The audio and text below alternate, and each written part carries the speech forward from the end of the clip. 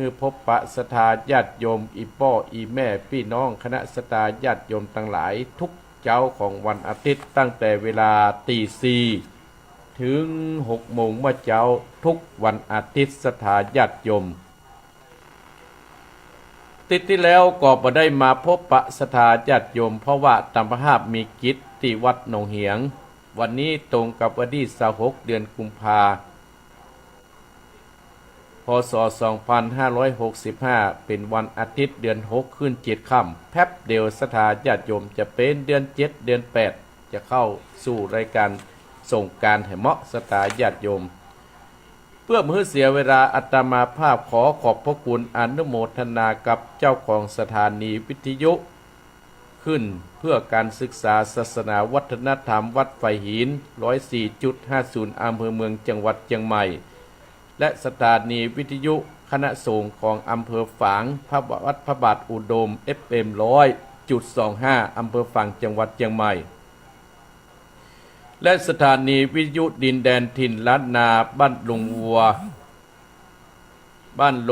ตำบลน้ำบ่อหลวงอำเภอสันปะตองจังหวัดเชียงใหม่ FM 103.50 และสถานีวิทยุขึ้นธรรมะของชุมชนวัดห้วยตองซักอำเภอจอมตอง FM 98.75 และสถานีวิทยุมนต์เสียงธรรมอำเภอแม่แจ่มจังหวัดเชียงใหม่วัดบุพาราม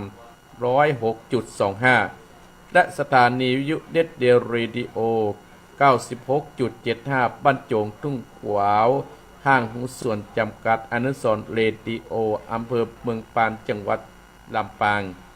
และสถานีวิทยุคนเหนือเขื่อนอำเภอฮอดจังหวัดเชียงใหม่ FM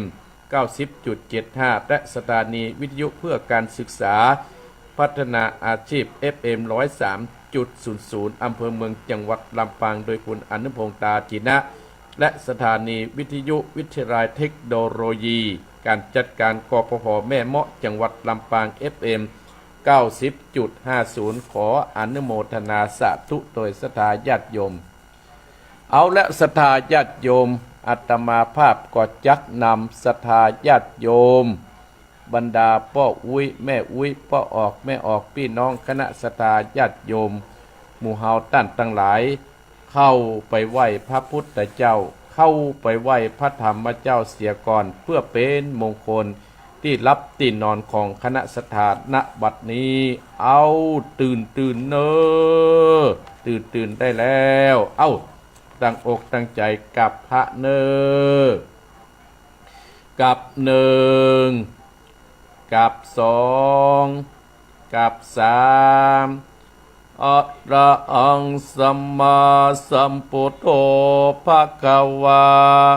พุทธังภะคะวันตังอภิวาเทมิกาสวะคาโตภะคะวะตาธัมโมธัมมังนัมมัสสามิกาสุปฏิปันโนภะคะวะโตสาวกสังโฆสังฆังนะมามิกานะโมตัสสะภะคะวะโตอะระหะโตสัมมาสัมพุทธัสสะนะโมตัสสะภะคะวะโต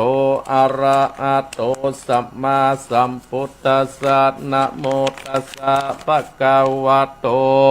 อะระหะโตสัมมาสัมพุทธัสสะพุทธังสรณังคัจฉามิธัมมังสรณังคัจฉามิสังฆังสรณังคัจฉามิตุติยัมปิพุทธังสัตตานังคัจฉามิตุติยัมปิธัมมังสรณังคัจฉามิตุติยัมปิสังฆังสัตตานังคัจฉามิตติยัมปิพุทธังสัตตานังคัจฉามิตติยัมปิธัมมังสัตตานังกัจจามิตติยัมปิสังฆังสัตตานังกัจฉามินะโมพุทธายะนะโมธัมมายะ นะโมสังกายะอัปปะมะโนพุทโธอัปปะมะโนธัมโมอัปปะมะโนสังโฆพุทโธเมตนาโตธัมโมเมตนาโตสังโฆเมตนาโตกัมมัตตะนังเมตนาตังกัมมัตตะนาตจาติโยเมตนาโตอะหัมปันเตพุทธานุสติกัมมัตตะนังยัจจามิพุทธานุสติกัมมัตตะนังเตตะเมปันเตอะหัมปันเตปิติอุปัจจาราสมาติงยัจจะเมอิติปิโสภะคะวะอะระหังสัมมาสัมพุทโธวิจจารณาสัมปันโนสุขโตโลกาวิโตอนุตตโตปุริสัตตมัสสัตตเตสัตตาเทวมนุสนังพุทโธภะคะวะเตสวะคาโต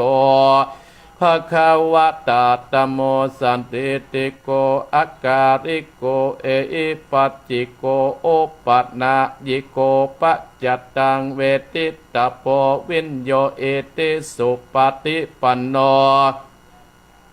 ภะคะวะโตสาวกสังโฆยายะปฏิปันโนภะคะวะโตสาวกสังโฆสามิจิปฏิปันโนภะคะวะโตสาวกสังโฆญาติตังจัตตาริปุติสายุคานิอัตตาปุติสาปุกะลาเอสาภะคะวะโตสาวกสังโฆอาอุตนโยปะอุตนโยตะกิตนโยอัญชาเดงกะระนิโยอนุตตรังปุญญาเกตังโลกัสสติสาธุสัตตุปะปัญญาปัตตมิสัมติตาสาธุปะปัญญาปัตตมิวัดเวทล้อมวิทยาปัตตมิอ้อมร้อมระวังดีศิระปัตตมีบังออกดาบเมตตาปัตตมีปัปเปตังปืนตานะปัตตมีเป็นปืนตั้งต่ออุบเบกขาปัตตมีก่อเป็นเวียงสัจจาปัตตมีเวทระวังดีเป็นไม่เต้ากันตีปัตตมีกลายเป็นออกดาบบังนาไม้และปืนไฟอาทิตตานาปัตตมีปับไปจุแองแกงแรงปับหมู่มานพี่สั่งไปเปตทุกดาบเอตังตอตานีอัศจรรย์เสือเหมือนปันอยู่กวางน้ำนาทีกวางตอกกวางแตกที่ฟองนานองนานอกเป็นข้าวตอกดอกไม้มาปุจจาพระเกณฑ์ทายสาตานพระปุตตังเลยจุกมาไปโพดจุกมาอนุญาตโพดผู้คาเตติดีแม่นางทอดนีออกมารีดม้อยผมอยู่ติดาดจังไรกัดขะงาซับพ้นดินพ้นน้ำนาที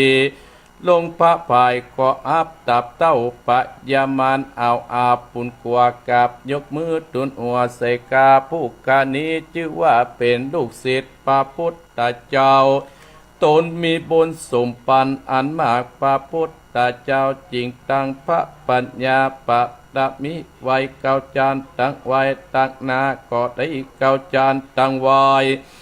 ตั้งหลังก็ได้เก้าจานตั้งแต่ตีตั้งแต่หัวถึงตีนตาก็ได้เก้าจานเส้นว่าตั้งแต่ตีนถึงหัวก็ได้เก้าจานเส้นว่าลูกปืนจักมาเสมอปืนผลเสร็จก็จักบอกมาก็ได้ข้าพเจ้าก็ได้ไว้ว่าพุทธกุฎนางธรรมะกุฎนางสังฆะกุฎนางพุทธอินตาธรรมะอินตาสังฆะอินตาสะเมตรณีเนื้อนามอยู่กามเป็นดินกันว่าผู้กาดนี้ละเนกึดดังอย่างคุณพระแก้วเจ้าตั้งสามพระการคือคุณพระพุทธังคุณพระธรรมังคุณพระสังฆังคุณแดดคุณฝนคุณน้ำคุณลมคุณกุราชเจ้ากอดดีคุณพระเจ้าตนเผาวัดนากอดดีคุณนาง อุตรากฏดีคุณปะปะเจเจ้ากฏดีจุกมาอยู่กำนาและกำลังยังตนตัวเองข้าพระเจ้าและท่านผู้ฟังจุคนและเจ้าของสถานีกู้สถานีจิมแดดเตอพุทโธพุทธังรักษาธัมโมธัมมังรักษาสังโฆสังฆังรักษาพุทโธพุทธังกันอาธัมโมธัมมังกันอาสังโฆสังฆังกันอาพุทโธโภคธัมมังปิสังกังมิตรอายุวันโนสุขังปะลังสาธุสาธุสาธุโอมติสสะมังสะดับเทียนกาวัดวาลุกเป็นเปลวไฟสลีกันใจกูดเทียนนี้ปรับเมืองผีมาจุดเดาบ่หูเก้นจิตเดาปรับกิจมา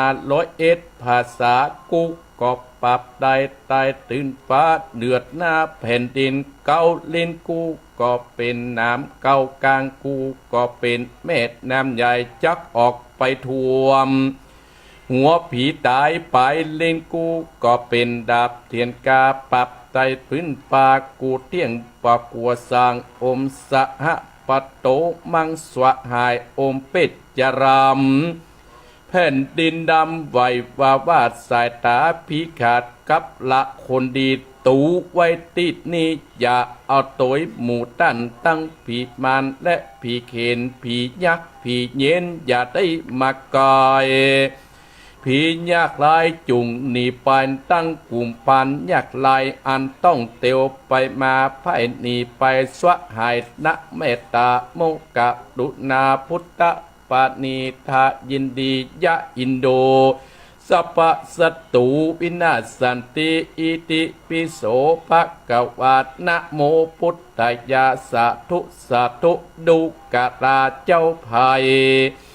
ญาอันว่าภัยตั้งหลายประการต่างๆนานาเป็นตนว่าไฟภัยไม่ภัยอันเจ็บใครได้เป็นพยาธิก็ดีอุปัตตวะกังวลอนตัดลายมักฮือคนและสัตว์ได้เจ็บได้ป่วยได้เสียเข้าเสียของเสียเงินเสียทองจากภัยตั้งหลาย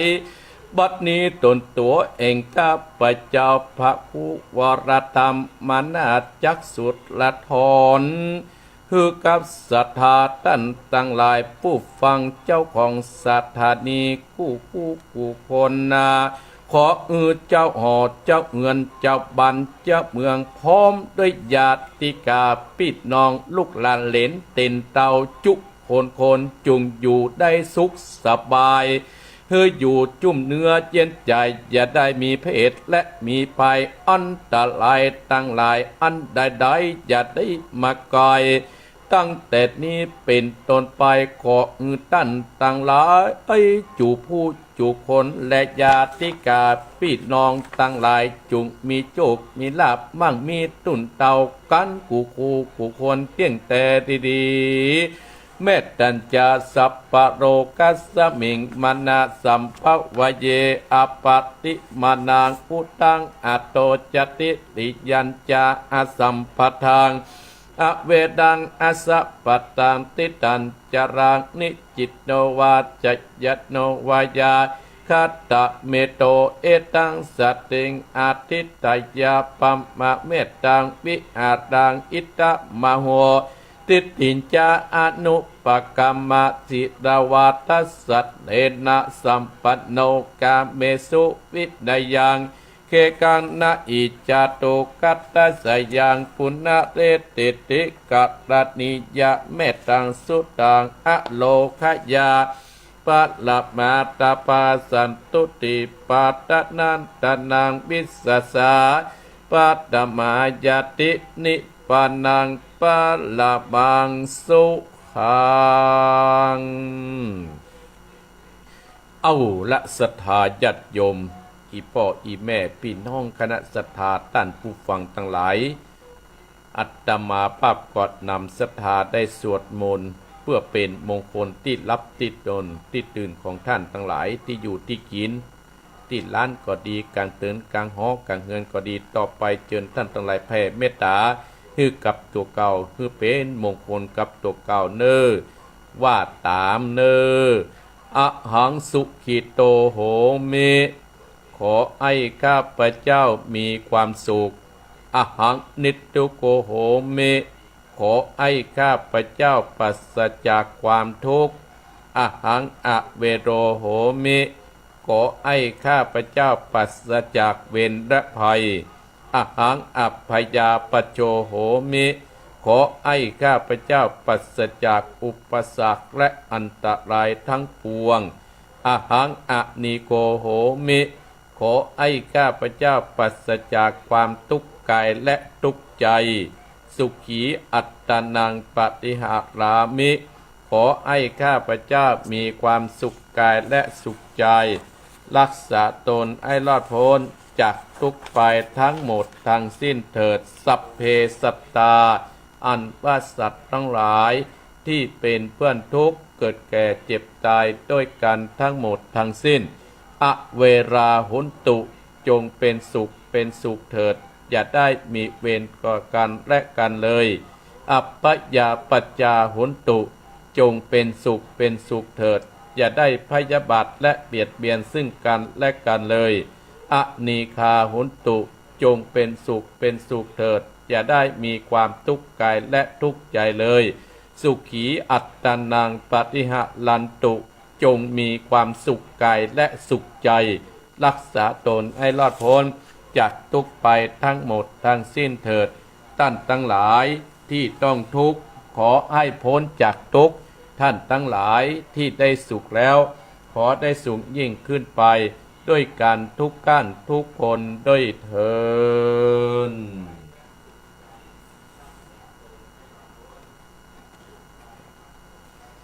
เอาละศรัทธาญาติโยมอาตมาภาพได้นำอีพ่ออีแม่พี่น้องคณะศรัทธาญาติโยมนั้นได้แผ่เมตตาให้กับตัวเก่าได้แผ่เมตตาให้กับคนต่างหลายเรียบร้อยแล้วก็จะเป็นมงคลกับศรัทธาญาติโยมหมู่เฮาต่างหลายเนอเอาละศรัทธาญาติโยมมาวันนี้อาตมาภาพจะได้นำธรรมะคำสั่งสอนขององค์สมเด็จพระสัมมาสัมพุทธเจ้านั้นได้มามาเอ่ยให้ศรัทธาญาติโยมบรรดาอีพ่ออีแม่ท่านทั้งหลายก่อนที่จะได้มาพบปะศรัทธาก็ขอขอบพระคุณพี่น้องคณะศรัทธาที่ได้เข้ามาต่างเฟซต่างไลน์เนาะมองว่าอาตมาภาพควรมันถ้าจะหนักเนอะ มันมัวเนาะอนุโมทนากับโยมแม่จิรพันธ์โมป้อที่พอต่างเฟซต่างปลายที่ฟังโยมแจ่มใจสีล้อมโยมแม่สาวรักษ์โยมแม่สาวรักษ์พิวงอยู่ชายประการโยมใส่ผลกันทะยวงอนุโมทนาสาธุเนออติตปอเนาะและหลายคนที่เข้ามาศรัทธาญาติโยมหลายคนที่เข้ามาโอ้หนักมาก่อนโดบุญบัตตาลนัศรัทธาญาติโยมเนาะอนุโมทนาโดอาตมาภาพกันลอยบ่ใครเปลี่ยนแน่ศรัทธาญาติโยมเอามือก็บ่ใครปล่อย โยมแดงพันน้อยหน่อยโยมบุญเรืองชัยเงินโยมอัมพรกันถ้ามีอนุโมทนาสาธุเนอที่พอมาเนาะต่อมาหลายผู้หลายคนเนอะอนุโมทนาสาธุแต่โอ้ท่านมหาปริญญาเอกวัดราชกำลังรับชมอยู่อนุโมทนาสาธุขอบคุณนะครับแต่ภาพมันมัวอังจ้องจะไปแก้ไขอยู่โยมทองคำที่วงคำโยมทองคำที่วงคำก็อนุโมทนาสาธุเนอะอรสตาญาติโยมวันนี้ตีห้าเนอะก็จะได้เต้นทำเมืองชื่อว่าเศรษฐีคอตานเจ้าภาพธรรมก็มีเมธสาวรักษ์พิวงนายอานนท์พิวงชายประการอุทิศบุญกุศลให้กับพ่อเกิดแม่เกิดเจ้ากรรมและในเวรเนออีกสถานหนึ่งกับพ่อสมศักดิ์แม่เพ็ญขาวเตี้ยตานไปให้กับพ่อน้อยปานแม่เงินนายอเนกชัยกวินตานไปให้กับพ่อสัญชัยชัยกวินและแม่มูลศรีจอมทองอุทิศบุญกุศลให้กับพ่อโสพลศรีจอมทองวิปันอาสาราชเนี่ยโมทนาเนอ แม่มูลศรีจอมทองอุทิศบุญกุศลให้นายโสพลศรีจอมทองวิปันและวิปันอาสาราชแม่มูลตีดคงจะฟังอยู่โอ้อันนี้เพิ่นไปไหนพระคัดได้สตาญาติโยมก็จะเสียงครูบาอาจารย์เนี่ยเป็นกู้เป็นกิมเพิ่นได้ฮื้อลูกฮื้อหลานมาถึงเตี้ยอัตมาภาพแม่เสารักพิวงศ์ในอานนทิวงศ์และชายอยู่ที่ชายประการตานฮื้อกับเจ้ากรรมในายเวรและก็พ่อสมศักดิ์แม่เพนข่าวเตี้ยตานไปฮื้อกับพ่อปันแม่เงินเด็กชายกวินตานฮื้อพ่อสนใจชายกวินแม่มูลศรีจอมทองอุทิศให้นายโสพลศรีจอมทองวิปันอาสาราชอนุโมทนาเนอกับตีห้าก็เนอศรัทธาญาติโยมเนาะตีห้าก่อนอาตมาภาพมาแล้วก็เพื่อให้เสียเวลากับศรัทธาญาติโยมติดไหนก็ได้มาปะศรัทธาญาติโยมครั้งหนึ่งศรัทธาญาติโยมที่ท่านพระครูพิวัฒนวิกรมนั้นได้ฮือความเมตตาอย่างเก่ากับผมและอาตมาภาพได้มาพบปะศรัทธาญาติโยมวันนี้ก่อนที่จะเทศธรรมก่อนที่จะเปิดสายอุจจากับศรัทธาญาติโยมนั้นก็วันนี้จะอภิสนาธรรมนั่นมามาจากฮือศรัทธาญาติโยมบ้านต้องมีหลังคาจังก็ต้องมีงานนาก็ต้องมีเหมืองก็ต้องมีเจ้าชีวิตเฮานั้นจะต้องปึ้งบุญกุศลศรัทธาญาติโยมถึงจะอยู่ได้บ้านก็ต้องมีหลังคาศรัทธาญาติโยมทั้งหลายบ้านเฮานั้นก็ต้องมีหลังคาบ้านหลังคาบ้านใดก็ดีศรัทธาญาติโยมถ้าเฮาบ่มีทานศีลภาวนาบ้านเฮาก็จะเดือดร้อนในครอบครัวเฮาก็จะเดือดร้อนศรัทธาญาติโยมทั้งหลายบ้านใดก็ตามถ้ามันมีหลังคาศรัทธาลงรับตานึกเอาเถอะเฮาจะอยู่อย่างใดจะกินอย่างใดมันก็จะฮ้อนกันฝนก็จะตกใส่หัวเฮากัน ก็เปรียบเทียบเหมือนเปรียบเทียบคือกับคนเฮาทั้งหลายที่อยู่ในบ้านหลังนั้นจะต้องปึ้งอาศัยทานศีลและภาวนาคนใดเฮาท่านหนีจากกันเรื่องทานและศีลและภาวนานะศรัทธาญาติโยมมันจะอยู่ยากเฮามีกิจในเมืองคนแล้วถ้าเฮาจากโลกนี้ไปแล้วเฮาจะเอาอันหยังที่จะติดตามตัวปันนั่นก็คือบุญกินบุญทานเฮาที่ติดตามตัวเฮาที่จะเป็นข้าวห่อเสบียงเฮานั้นนำไปสู่ที่เฮาอยู่ที่ดีศรัทธาญาติโยมเนี่ยบรรดาศรัทธาญาติโยมบ้านก็ต้องมีราคาบ้านเฮาจะจุ่มจะเย็นนั้นเฮาก็ต้องอาศัยทานไว้เพื่อไว้กับเนื้อกับตัวเฮาทานไว้เพื่อเฮาไว้กินในใบภายภาคข้างหน้านะเพิ่นถึงว่าถ้าเฮามีทานเฮาก็จะมีความสุขความเจริญในครอบในครัวบ้านก็จะจุ่มบ้านก็จะเย็นท่านทั้งหลายบ้านใดเมืองใดถ้ามีทานนะศรัทธาญาติโยมบ้านนั้นก็จะฮ้อนเดือดร้อนกันอยู่บ่มีความสุขเมาแต่กินเนี่ยกินอย่างเดียวบ่ฮู้จักทานเนี่ยศรัทธาญาติโยมก็อีพ่ออีแม่ก็เฮาจะอภัยมาเป็นแบบอย่างที่เฮาจะทานเฮาก็นึกถึงพระเวสสันดรปางเมื่อเปิ้นเป็นลูกพญาเจ้าเมืองเนาะสีพีหั่นน่ะที่เปิ้นได้กินได้ทานเปิ้นได้เอาตาเอาจางคู่บ้านคู่เมืองจางคู่บารมีเปิ้นเอาทานให้หมู่ผามเมืองกะลิงกะลาดเหรอสุดท้ายศรัทธาญาติโยมเวสสันดรนั่นน่ะทานไปโจรพี่น้องชาวบ้านได้ไปร้องเรียนฮื้อกับพ่อของพระเวสสันดรว่าพระเวสสันดรเฮาเนี่ยทำเกินกว่าเหตุนะแต่พระเวสสันดรน่ะบ่เคยหนีจากเรื่องทานนะศรัทธาญาติโยมบ่เคยหนีจากเรื่องทานแม้นว่าพ่อแม่เปิ้นจะไล่ออกบ้านออกเมืองเปิ้นก็ยังทานไปจนสุดทานไปสุดท้ายทานเพียบลูกเหียเมียเปิ้นศรัทธาญาติโยมที่เทวดามาลองดูจิตลงใจว่าเวสสันดรเฮาเนี่ยทานแต่ก่อนถ้าเฮาคิดจะทำทานแต่ศรัทธาญาติโยมบุญกินบุญทานนั่นมันก็มันหนีจากตัวเฮาสุดท้ายมันก็จะมากำจูอุดหนุนเฮาให้เฮานั้นพ้นจากความทุกข์ความยากทั้งหลายพ้นจากความทุกข์พ้นจากความยากทั้งหลายบ้านเฮาก็จะมีแต่ความสุขเพราะเฮา มีการฮื้อตานมีการฮื้ออภัยซึ่งกันและกันล่ะบ้านเฮานั้นจะต้องมีศีลถ้าครอบครัวเฮาคนใดมามีศีลมามีธรรมเนี่ยท่านทั้งหลายภัยกระตามถ้ามามีศีลเนี่ยเมียมีศีลผัวมีศีลเนี่ยท่านทั้งหลายอยู่ด้วยกันมาเข้าได้แล้วอัตมาภาพเนี่ยหันมาหลายกู้หลายคนแล้วศีลเนี่ยเป็นหัวเป็นที่เป็นเกราะป้องกันตัวของเฮาเมื่อเฮาเดินต้าเดินทางไปทางพิษท่านทั้งหลายเปิดให้เฮาเดินต้าเดินทางไปทางพิษถ้าเฮามีศีลและรับรองศรัทธาญาติโยมชีวิตในครอบครัวเฮานั้นมันก็จะดี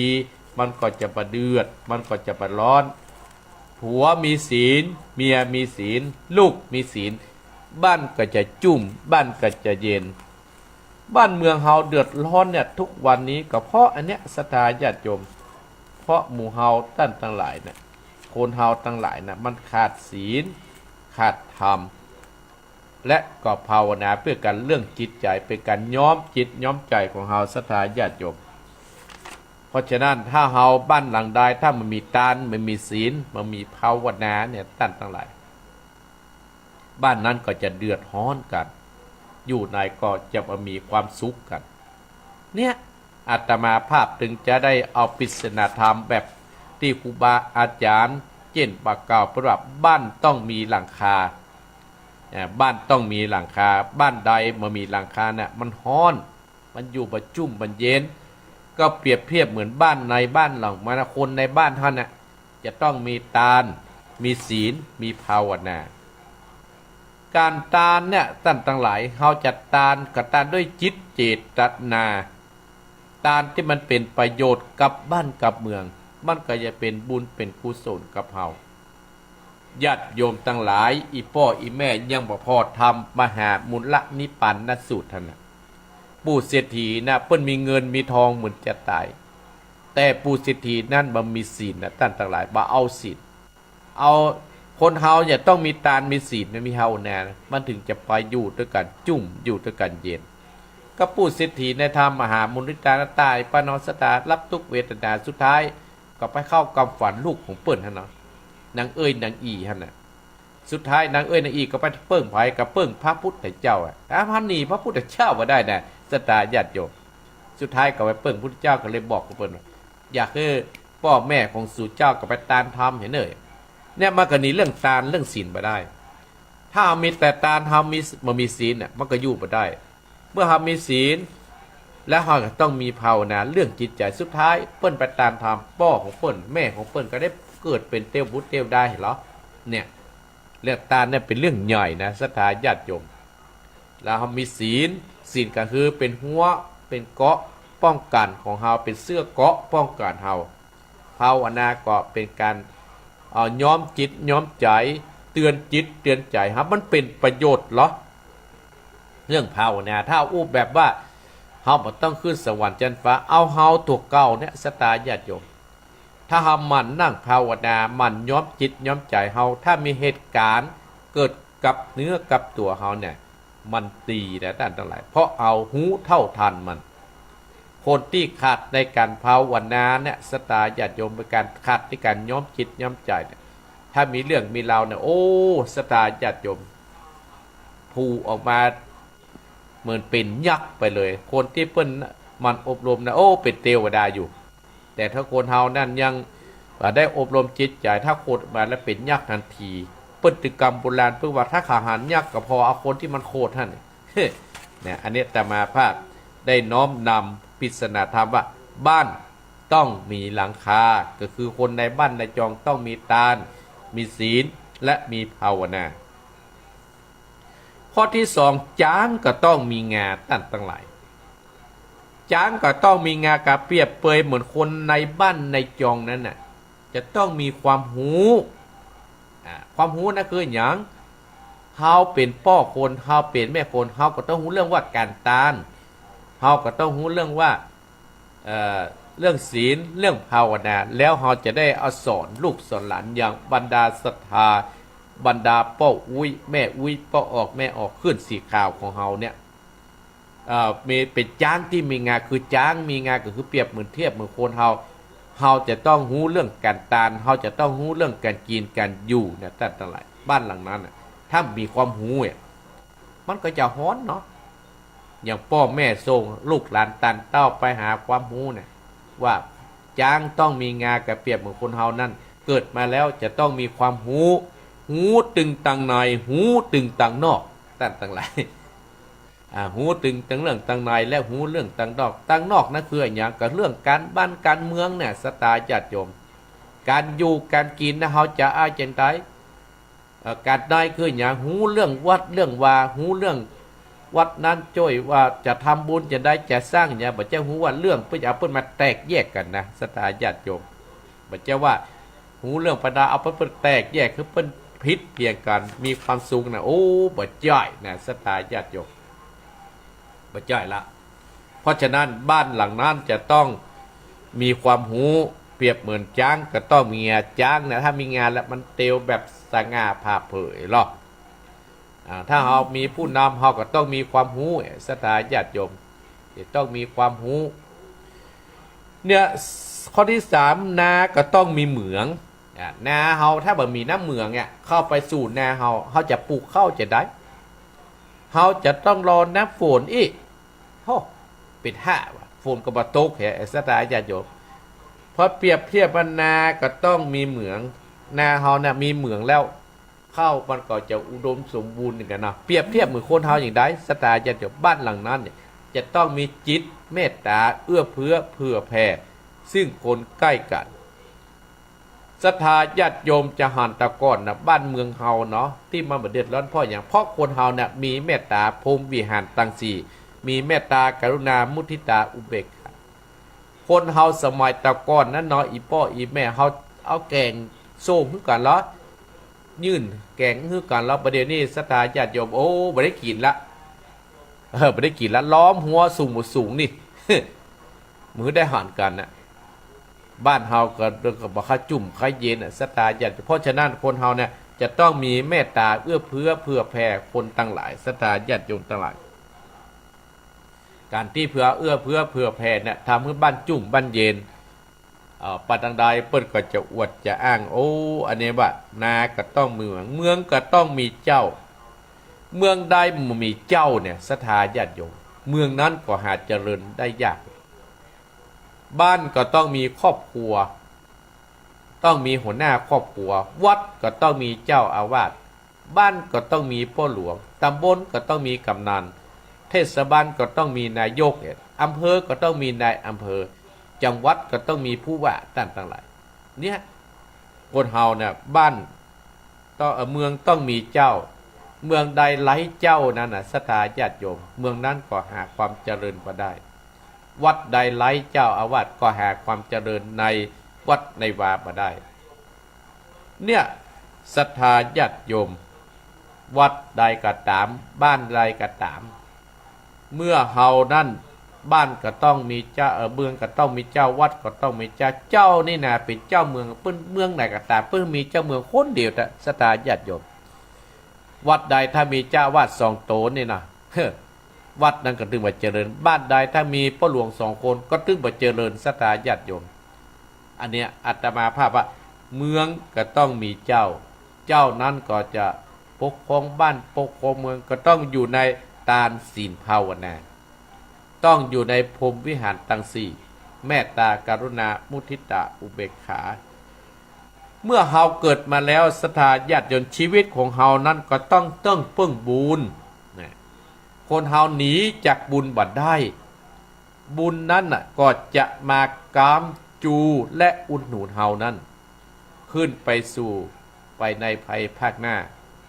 คนเฮาถ้าขาดจากบุญนะท่านญาติโยมทั้งหลายเฮาจะอยู่กันจะได้ศรัทธาญาติโยมแต่อาตมาภาคภูมิใจหรอศรัทธาญาติโยมอาตมาภาพแบบว่าคนเฮาจะต้องอาศัยชีวิตเฮาจะต้องอาศัยบุญเป็นที่ตั้งกำโบราณเพิ่นจะบอกมีลูกหลานมีเงินมีทองเฮามีเงินกับลูกหลานส่งที่ตึกโรงพยาบาลถ้าเจ็บป่วยมีลูกมีหลานเต็มบ้านเต็มเมืองลูกหลานเฮาตายไปก็จะส่งหาตึกปัจจาท่านเฮาก็บ่สามารถที่จะเอาลูกอันหลานเฮาตยไปได้ เฮาก็สามารถที่จะเอาเงินเอาทองที่เฮาหิหามาได้เนี่ยเฮาก็ต้องเอาบุญเนี่ยศรัทธาญาติโยมทั้งหลายบุญว่าเฮานั่นจะไปเอาบุญนะไปติดตามตัวเฮาไปกินไว้ภายภาคหน้าเป็นข้าวห่อเสบียงห่อเฮาไปกินไว้ภายภาคหน้าเนี่ยเฮาอยู่ในเมืองคนเฮาก็ไม่กินแต่เฮาตายไปนั่นเฮาก็ต้องเอาบุญเนี่ยไปส่งยุอุดหนุนเฮาเนี่ยหมู่เฮาตั้งหลายปริศนาธรรมเตี้ยตามาภาพได้มาอู้มาจ๋าฮื้อศรัทธาญาติโยม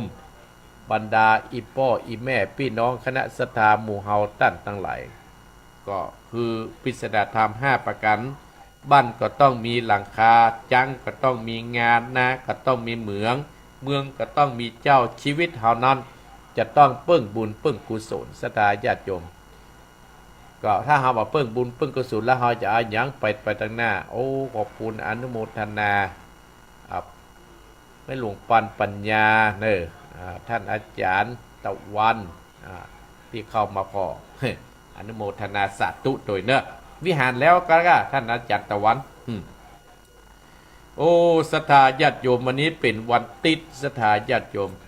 วันติดวันนี้นะที่วัดหนองเฮียงจะมีการบวชตุเจ้าตอนเจ้าเนี่ยอาตมาภาพก็ไม่ได้อยู่ศรัทธาญาติโยมตอนเจ้านี่ก็จะไม่ได้อยู่ตอนเจ้านี่ก็ไม่ได้อยู่เพราะว่าอาตมาภาพจะต้องไปทำบุญ100 วันปุ่นโดยหล่อศรัทธาญาติโยมเป็นนิมนต์มื้อแล้วตอนบ่ายก็จะต้องมาบวชตุเจ้าเป็กตุเจ้าเห็นเหมาะศรัทธาญาติโยมอนุโมทนาท่านผู้จัดการเนอะอยู่สันปะตองกำลังปั่นรถทีบอยู่กันเนาะเอาศรัทธาญาติโยมตั้งหัวหน้าขาเปิ้นก็มีงานพบปะศิษย์เก่าที่โรงเรียนแต่คงจะไม่ได้ไปศรัทธาญาติโยมเพิ่งหูกับตะวาตะคืนนี่เนี่ยหูตะคืนเนี่ยไม่ได้ไปละศรัทธาญาติโยมหูตะคืนเนี่ยก็เพิ่นโทรมาก็ประสามารถคงจะไปร่วมได้เอาใจไปศรัทธาญาติโยมเนาะอาตมาปรับอนุโมทนากับศรัทธาท่านทั้งหลายที่ได้ร่วมบุญร่วมกุศลก็อนุโมทนากับพ่อบุญธรรมแม่รัตนาสั่งคำขวัญเน้อที่เรื่องติดทอมพระเจ้าประเดี๋ยวนี้คำพระเจ้าเรียบร้อยแล้วศรัทธาญาติโยม5 แผ่น 500 บาทแม่เฉลียวจารีศีลบ้านทุ่งขามตำบลไซสถามอำเภอเมืองจังหวัดน่านร่วมทำบุญ500 บาทอนุโมทนาสาธุโดยและก็โยมแจ่มจันทร์สีล้อมโยมแจ่มจันทร์สีล้อมบ้านส้มปล่อยอำเภอสันปะตองร่วมทำบุญ1,000 บาทอนุโมทนาสาธุโดยแห่มค่ำ5 โมงก็จะได้ประกาศคือศรัทธาญาติโยมเพราะว่าเพิ่นลูกไหวกัน ก็ธรรมดาเนาะศรัทธาญาติโยมเนาะเดี๋ยวอาตมาภาพก็จะได้อู้จากับศรัทธาญาติโยมเสียก่อนเนาะได้อู้จาศรัทธาญาติโยมในตอนเจ้านี้ไผที่ใครอู้ขจาพบปะกับอาตมาภาพก็ติดแล้วก็มาได้มาว่าวันนี้สัญญาณเป็นจะใดเป็นจะใดศรัทธาลงอู้ดังจาและสหาโทรศัพท์ก่อนเนอสหาโทรศัพท์ก่อนลองโทรมาอู้จากันยำเจ้าในศรัทธาญาติโยมเนาะเอ็มกัมก็จะเตะทำละตี4:42 นาทีแล้วเนอะไผ่ลูกพ่องตี 4:42 นาทีแล้วมาละหัน0828857225อยู่ที่ไหนเนาะเจริญปอนแม่ยังโอ้แม่ผ่านว่าจะได้แม่ผ่านสถานีดังกอดีแล้วเนาะดังกี่โมงดังเนี่ยตีกันตายแล้วลูกยินดีนะแม่เนอเจริญปอนใส่ประกันมา1แล้วเจริญปอนใช้ประกันแม่สีทอนติดที่แล้วติดงานอบรมแม่ชีเขาแม่สบายดีก็เตือนหาแม่สีทอนเนอะแล้วกับแม่สาวรักษ์หายไปหน่อยเก็บพักกะก็ได้การโทรละยินดีนะแม่เนอะ จะเริญพรเอาสายต่อไปเจริญพรใส่ประกันมาแหงแกไม่สาเจ้าท่านพระครูแม่ฟังอยู่นะถึงบทดีสั่งไปแล้วแม่ยังแม่สายทองโอ้แม่สายทองห้วยการจ้าห้วยการอนุโมทนาทั้ง8.75นี่นะเจ้าอนุโมทนานะแม่เน้อจากตั้งเหนือมาตั้งใต้อ้อเจริญพรไหวสาเจ้าท่านพระครูเจ้าแม่จันติ๊บเนี่ยเจ้าโอ้ท่านพระครูกับฟังเราท่านพระครูว่าเนี่ยท่านพระครูกับฟังอยู่เน้อเราวันนั้นปะกับไปบัวหลวงเนี่ยกะบ้านแพทย์ประธานยินดีนะแม่เน้อสายต่อไปเจริญพรโอ้สามเณรเอารักว่าจะได้โอ้ปริศนาธรรมนี่ความหมายลึกซึ้งเนาะโอ้แต่กะกันลักเอาของเปิ้นแม่เหมือนกันนะครับโอ้เมื่อวันแต่ฟังได้ฟังวันนี้นะครับซึ่งปริศนานี้ผมมีภัยที่จะนำเข้ามาเนาะว่าอันอย่างพ่ออยากมาเป็นกันเตือนตัวเก่าเตือนสถานทั่วไปแต่กันเนาะครับจะได้ท่านอาจารย์ท่านพระครูเดินทางไปไหนครับสวัสดิภาพปลอดภัยนะครับครับปวดเนอร์ปวดอันนี้ปวดจะปะกันเนอร์วันที่เท่าไรก็ประกาศเหรอครับ16 เมษายนครับ16 เมษายนเนอร์บอยเลยครับผมกลับไปศาลนะครับครับ16 เมษายนเพิ่นส่งน้ำที่วัดสันเหมืองเจริญพรแม่ยังแม่กับบ้านตรงแม่หยังแม่โอ้แม่พัดเจ้าเก่าฝังเนาะแม่เนาะโอ้ชัดเจนนะแม่เนาะได้ฟังเทศนะแม่เนอ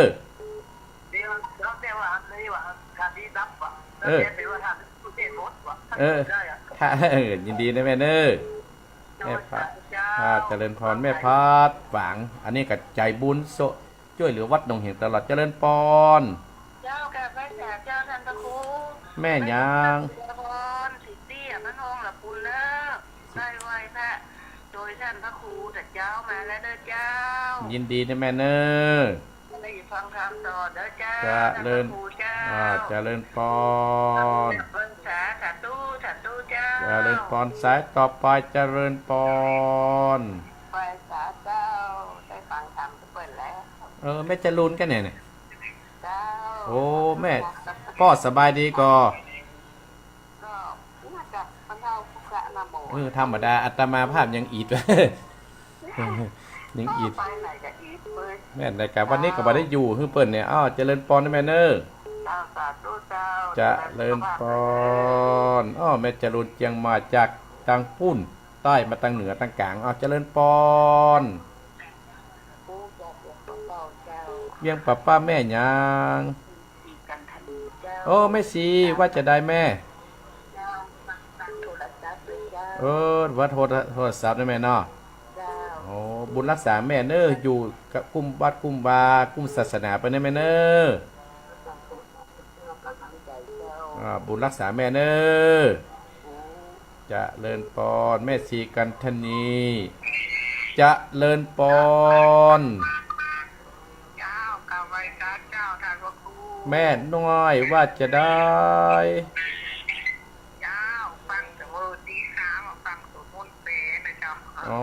ดี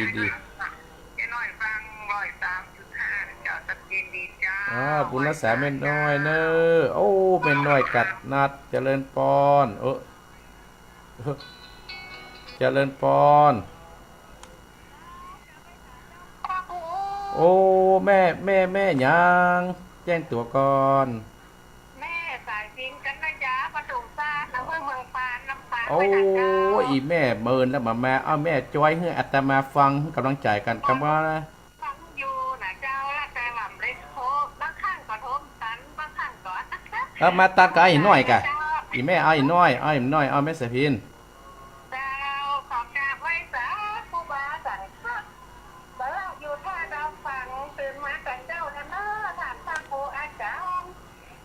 ฟังจังทำผ่านพระอาจารย์มาคนฟังทั้งหลา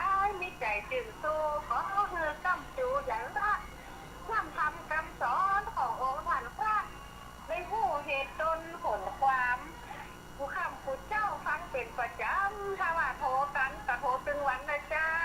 แต่ไรใจทานพระครูเนอะ ชุดยอดเจริญปอนนะแม่เนอ เจ้ากะไว้สาเจ้าทานพระครูสาธุขอบคุณเนอะ บุญรักษาศรัทธาญาติโยมไผจะโทรมาก็โทรมาได้เด้อศรัทธาญาติโยมนะโทรมาได้ที่ 0828857225 สายที่จุบไปได้ก็คือแม่ใส่พินบ้านต้งซ่านลำปางโอ้นี่เป็นข้าวเป็นจ้อยนะศรัทธาญาติโยมฟังตึงบัดใกล้แต่เนี่ยเนาะก็ใครจะโทรมาก็โทรมาเนอก่อนตีห้านี่นะแต่อาตมาภาพจะเตะขึ้นเตะทำแล้วเนอ วันนี้อาจจะได้ลงวิธีเจ้าหน่อย สายต่อไปเจริญปอนแม่ยางโอ้แม่วิอินเสมิงสับหนาวอยู่กับแม่ควรนักก่อเริ่มฮ้อนเลยเหรอเนาะเริ่มฮ้อนแล้วเนาะยินดีขอบคุณแม่วิอินเนอร์จะเริญปอนโทรใจต่อไปเจริญปอนเจริญปอนเจริญปอนฮายโอ้แม่มูลสีจำทองก็ได้ฟังเทศน์นะแม่มูลเนอร์ได้ยินดิเนาะยินดีเนอยินดีเจริญปอนแม่มูลสีจำทองเจริญปอนเป็นมาสกัดเจ้านี่เป็นดาราของเอกสารพีเลยโอ้ยแม่ดารามาแฮมแล้วสารพีน่าใจเนอะปล่อยเขาไม่ได้เนอะมาก็ใจเนาะนี่เก็บสตางค์วันแบกไม่ได้บอกว่าเนอะจึงจะปล่อยดีกะเพิ่งมาได้สักตั้งนักเนอะวันบัตรนะแม่เนาะได้ฟังแต่ตุขปัญญาบารมีจำจิตกัตตุขปัญญาบารมีว่าไม่ร้อนไม่ยุ่งเด็กกี้เนาะได้ยินปลาผีปลาสางก็ได้ยินละได้ตะแปะอันจังหลังมันแต่เงาปะโถตะมูยไม่ฟังแล้วมันจะจำได้ก็แล้วสักวันนึงจำได้กะสักวันนึงจำได้ฟังแต่อะเงาเรามีนิยะบารมีต้องเราฟังดีสีละบารมีบางของดับเมตตาบารมีแบบกระดิ่งเนี่ยยุ่งดีละบุญรักษาแม่เนอเนาะจะเลยเฮานี่ก็แหว่งเนาะเฮาจะยิ่งใหญ่ไปก็เดียวไปแม่ดาราไม่ไหนแม่น้องแฟกไอ้เนาะน้องแฟกสารพีเขาเนี้ยเหลือกัดก่อยเหลือกัดจ่อยเจริญปอนได้แม่เนอถูกของสารรักษาตัวเนอประพฤติไปได้ป่วยเนอขอบคุณได้แม่เนอเจริญปอนแม่ดาราผ่านไป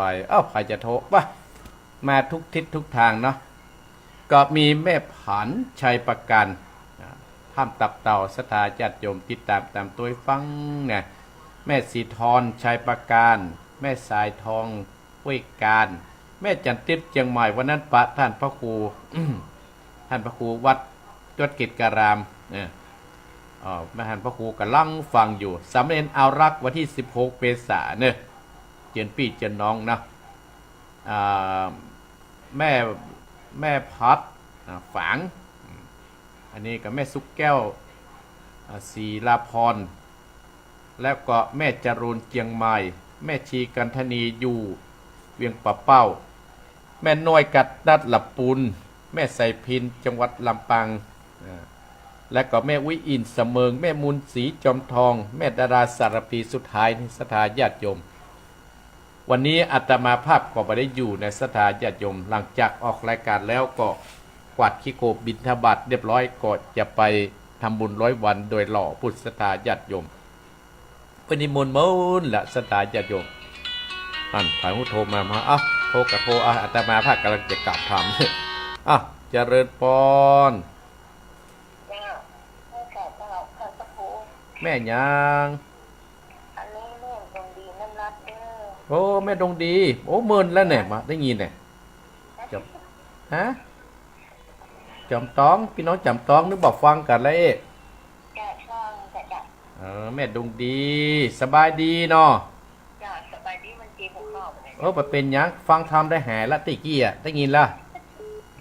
นะนะผายัดพยายามหายเพียงเนี่ยอมหูรูสวะหายน่ะคือแม่ดวงดีหายเนอะ จ้า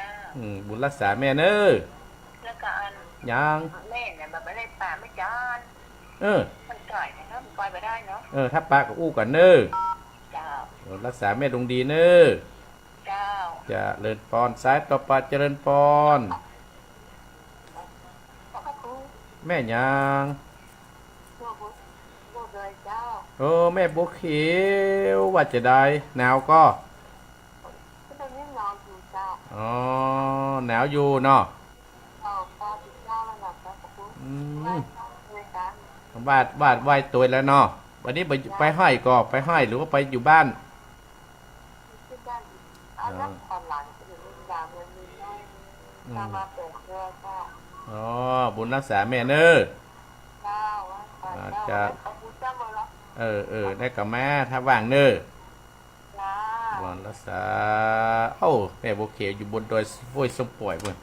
แม่ดวงดีน้ำราชสตาญาติโยมที่โทรมาตะกี้อะแต่แม่บัวเขียว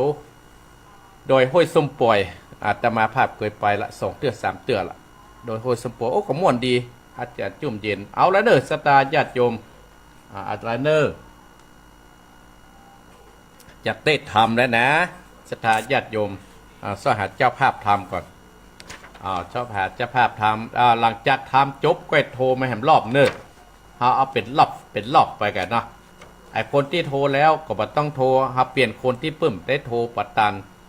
เจ้าภาพทำอยู่ไหนเนอะเตรียมน้ำหยัดละไว้เหรอท้ายรายการกระตรวจน้ำเนอะเจ้าภาพทำวันนี้ก็มีแม่สาวรักพิวงศ์และนายอานนท์พิวงศ์อุทิศบุญกุศลตานให้กับพ่อเกิดไม่เกิดเจ้ากรรมและในเวรเนอะอยู่ชายประการเมธาโรปุ่นพ่อสมศักดิ์แม่เพนขาเตี้ยตานฮือปอดน้อยปันเมฆเงินและนายอเนกชัยกวินตานฮือกับพ่อสนใจชัยกวินและแม่มูลเนอร์สีจอมทองอุทิศบุญกุศลให้กับนายโสพลสีจอมทองวิปันและวิปันอาสารัตอาสาราชดอนเนาะก็อนุโมทนาเนอร์สตาญาติโยมก่อนที่จะเต็ดน้ำเต็ดธรรมนี่ก็อนุโมทนากับเจ้าของสถานีกู้สถานีเนอที่เปิดต่อกับปาดีนา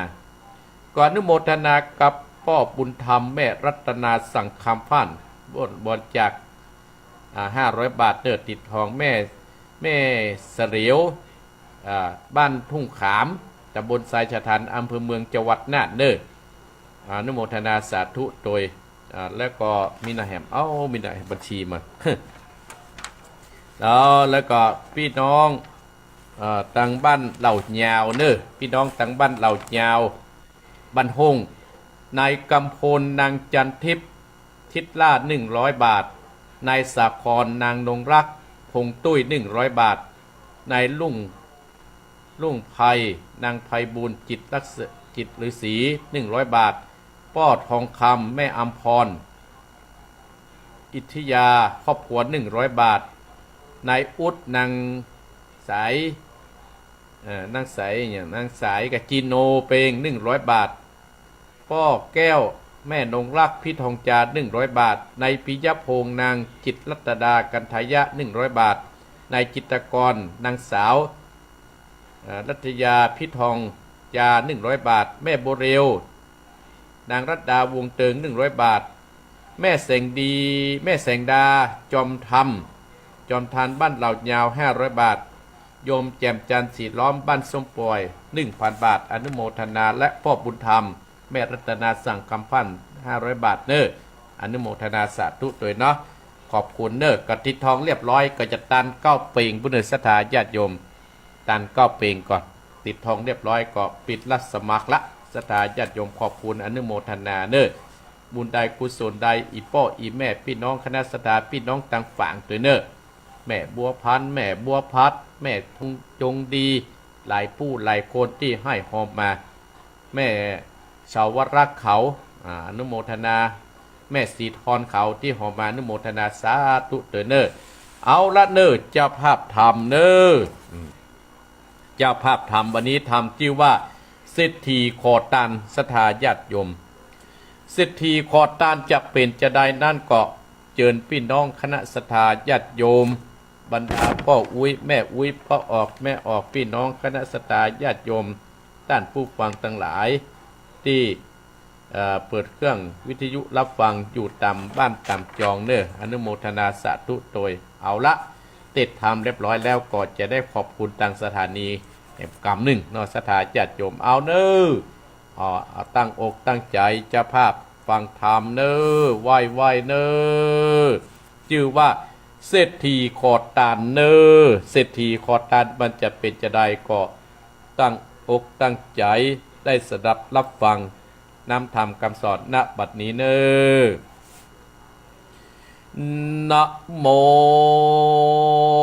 ตัสสะภะคะวะโตอะระหะโตสัมมาสัมพุทธัสสะอิมังตัมมะเตสัตนังสัตตาสวัตติยังมิอาลันโตภมะพุทธังกะเทเสสัตตะวตุลาสะโปติสัตตังหลายตั้งยิงใจมวลหมู่พร้อมน้ำอยู่ฟังตามจุงจำดาจำฟังตีเอาเป็นที่สนใจดังเอาจักไข่จิกการนะตามพระจินนามันที่ไวติสะนาไวเหมือนมาสอนคนนาใหญ่หน่อยได้อูถอยกองดีเอาตนหนีจากตั้งตุกยากสงสารถึงนิพพานเบี่ยงแก้วเป็นนะที่กาเสมใจอดฟังไปแต่ตอนทิศสืบสอนถึงไปบัดนี้แดเตอกิลาดังได้อุบาทนี้เล่าจักมีพามเต่าผู้หนึ่งสายอยู่ในเมืองใหญ่สาวัตถีมีข้าวของหลายหลากก็มีมากถมหนาขนาดนับบอดใดก็มีลูกพ่อใจคนหนึ่งเป็นอันที่ห่างลูกน้อยดังดวงตากันกาละขึ้นใหญ่อายุได้16 ปีปู่เศรษฐีผู้เป็นพ่อกำกอบมาตอดตึงตันรับไก่ป่วยมังจากลูกกวางผู้เป็นบุตรดันใสก็ปฏิบัติตามโบราณกตำส่งสาการลากปาเป็ดนี้เอาขอนผีพ่อเจ้าสู่ป่าเศร้าดงตันก็มีอันแหลดนาตั้งแต่นี้ไปนาเมื่อเดินจะลายตั้งดังตั้งพ่อตายไปลาภาคตายจากเป็นปีลูกเสียทีนั้นเล่ากอดได้เป็นเจ้าแทนเก่าของสมบัติของบอดลายถึงได้ใจเพียงใดปอบ่อาจเบาบางอยู่เต็มจังอันแดดังนี้แหละนาได้ผู้เป็นลูกเศรษฐีแต่พ่อก็มีข้าวกอดเลือดลายสุขสบายคำเจ้าบ่โศกเศร้ากันได้เอกาทิว่าสั่งยังมีวันหนึ่งสายมีใจหนุ่มเนาปากันมาสูตรที่อยู่เกะอาไข่คิยากเก่าตอยกำอ่อนอ้อยเป็ดหมายว่าขอเป็นสะอายเปื้อนปองดังพี่น้องร่วมพองขออย่าได้ขาดสตา2 คนนันนาเก่าอูดได้จิ้นสู้เจยบานปอบปอดนั้นเดินจาอันสะอายบาปกาปะลากอดนำปาจ้องจอไปสู่ห้องอาบายจะใจบอกเวทไวเกินไปที่ไหนกอบม่วนเด่นกอบว่างบอกว่างเว้นไปดื่มสุราน้ำเราดังหนุ่มเน่านาสาวนาดีเงินกับมีจุกใจบอกเวทสะอานปันตานันตอดเต่าเข้าของเล่าจอมปลายบอดนันเต้าดอย พอเจ้าก็บอดนั้นเต้าได้กัดงูเข้าของมีโยดตบนากอกกะลากัดกอยขายไปเตือดดอยเตือดหน่อยกับเบาโดงย้อนกับเมาเสร็จซองลุงอยู่ห้องอาบายเจ้าข้าวของหลายมากเต้ากอบมาแลกกินเหล้าสุรากลางขึ้นมาจุดรอดกอบไปแอวสอดบอกเว้นกันละเล่นมีนายติสะได้ไก่ไก่บอกเว้นไว้ไปหาย้อนว่าสางหายนัดนาเป็นเหตุป่าเข้าเขตต่างป่านเป็นคนเอ็นยานขี่การบอกหูกันบ้านอันใดกลางขึ้นไปแอวสอดกลางบันก็มาบุบโมลับคูดคูเหมือนตายเข้ากองไหลมากกว้างกอบบาอาจจะสั่งขะญาอันปิตาปอดตายตายละไว้ตบนาบัดนินานิซอยมีอันใดบอดใดอันจักไข่ไปได้เงินกามรีดนำไปจำบอดจ้าสุดแต่เสื้อผ้ามวลหมู่อันตนอยู่นุ่งจุกวันก็ไปขายลาตอดบอกเวลาดอันใดกันว่าเข้าของเสี่ยงไปมวลหมู่ก็เข้าสู่ไปหาสะอายเก่าตั้งไหลบอดจาก็หันหน้าหนีไปกำโบราณว่าวา